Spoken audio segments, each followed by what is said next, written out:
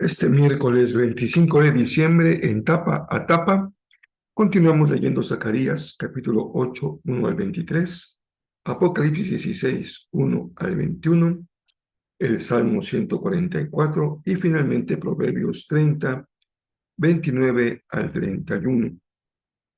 Este es el día 360. Les deseo una muy feliz Navidad a todos y a cada uno. Yo soy el pastor Rafael Pola y me da mucho gusto compartir con ustedes la palabra de nuestro Señor.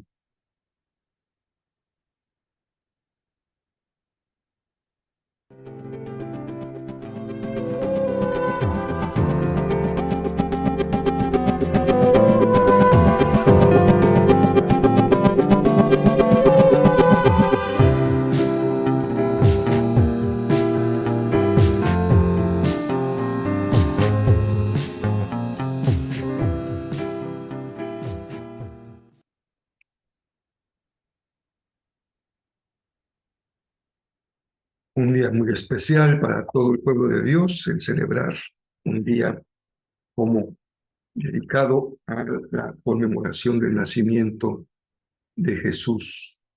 25 de diciembre. Espero que sea también un día de adoración, de alabanza, de meditación en la encarnación de Dios en Cristo Jesús, el Hijo amado, lo que dio un cambio a nuestra vida y a la historia de la humanidad.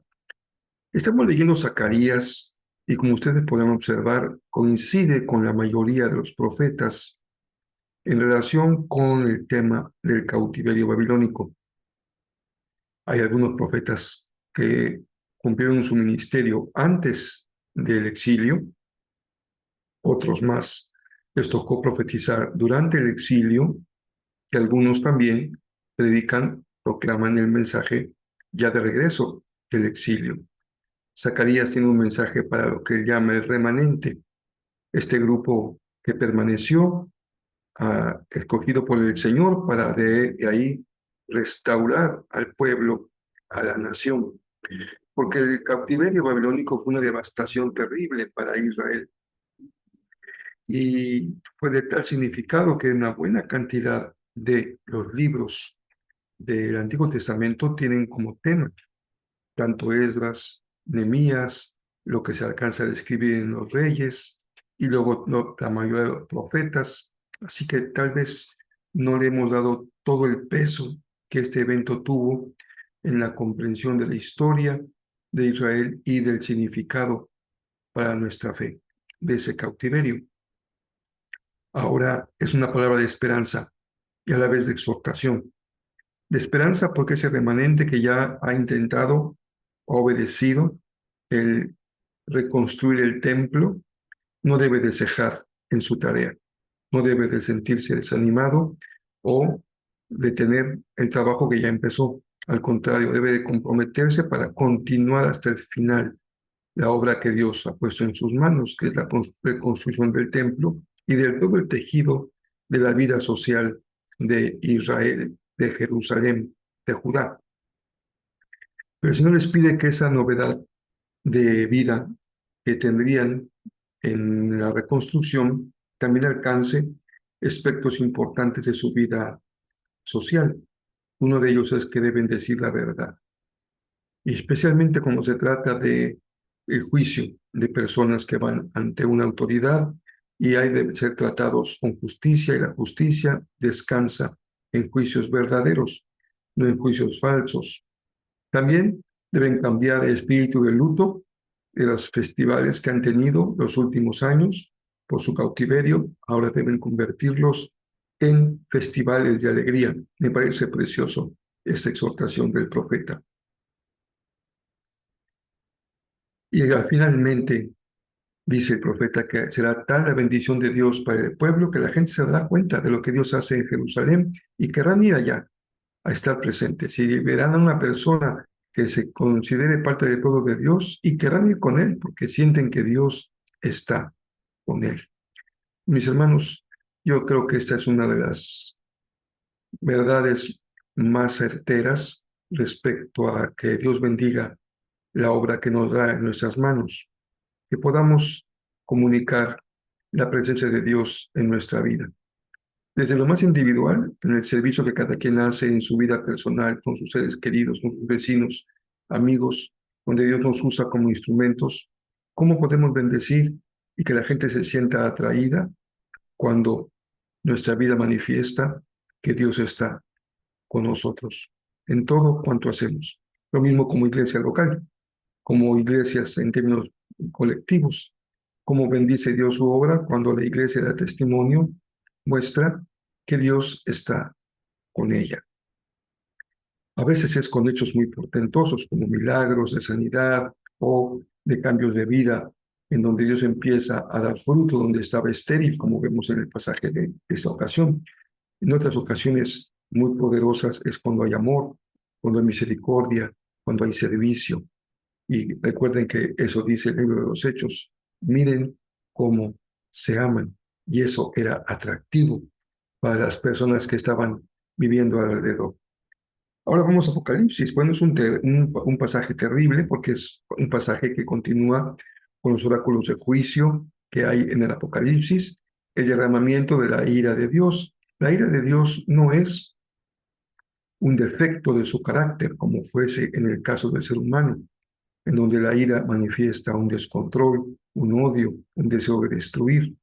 La ira de Dios es un atributo de su santidad, de su perfección, y es un instrumento de su justicia, y de la justicia que no puede pasar por alto cuando alguien hace algo malo. Así que los ángeles, en este caso los 7 ángeles, derraman las 7 copas de la ira. La mayoría de ellas afectan los elementos naturales, el sol, el agua, la tierra. Tiene consecuencias para aquellos que están siguiendo a la bestia. Y después veremos cómo se va anunciando esta gran conflagración última del Armagedón, donde los 3 personajes del mal, la bestia, el dragón y el falso profeta, envían espíritus para poner a todo el pueblo, en los reyes de los pueblos, en contra del Señor. Y aquí amerita una lectura diferente, como aprendimos en el resumen.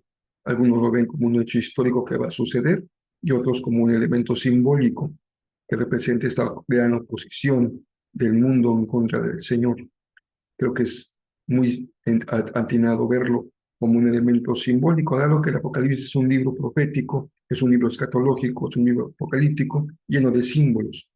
No debemos de tratar de encontrar una explicación detallada, histórica de cada acontecimiento, porque vamos a batallar mucho para hacer una filigrana en donde encaje todo con todo. Es mejor entenderlo como un mensaje que nos representa lo que es Dios y cómo obra Dios y cómo obra el mal y se opone al Señor. Finalmente, eso es lo que está diciendo el pasaje. Pero vamos al Salmo 144. Fíjense lo que dice en el verso final. Felices los que viven así. ¿Cómo? Felices de verdad son los que tienen a Dios como el Señor. ¿Quieres ser feliz? Pon tu vida bajo la autoridad del Señor. A veces no pensamos así. Pensamos que la felicidad está en las cosas que podemos tener, tanto materiales como no materiales, amistades, amigos, familia. Pensamos que ahí está nuestra felicidad. Dice el Salmo que la felicidad está realmente en tener a Dios como el Señor. Piénsalo, medítalo hoy y ponlo en práctica. Por último, seguimos con esta enseñanza de Proverbios muy interesante de las 3 o 4 cosas. Ahora dice que hay 3 cosas que van con paso firme y que en realidad son 4. Dice, el león cuando camina como rey de los animales, que no retrocede ante nada, la firmeza de Dios. El gallo que se pavonea, el macho cabrío y el rey al frente de su ejército.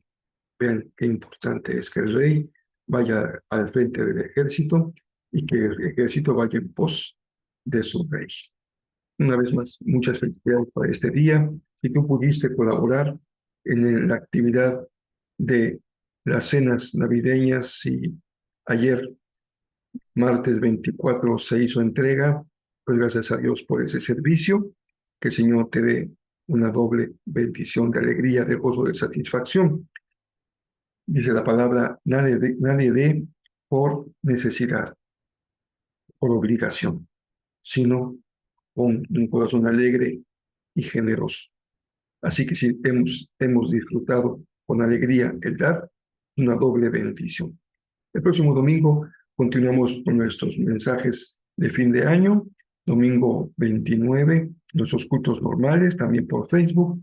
Espero que Dios bendiga muy ricamente su cierre de este año y el cierre de nuestra serie de meditaciones bíblicas, la Biblia en un año. Regresaremos en enero con el libro de Proverbios.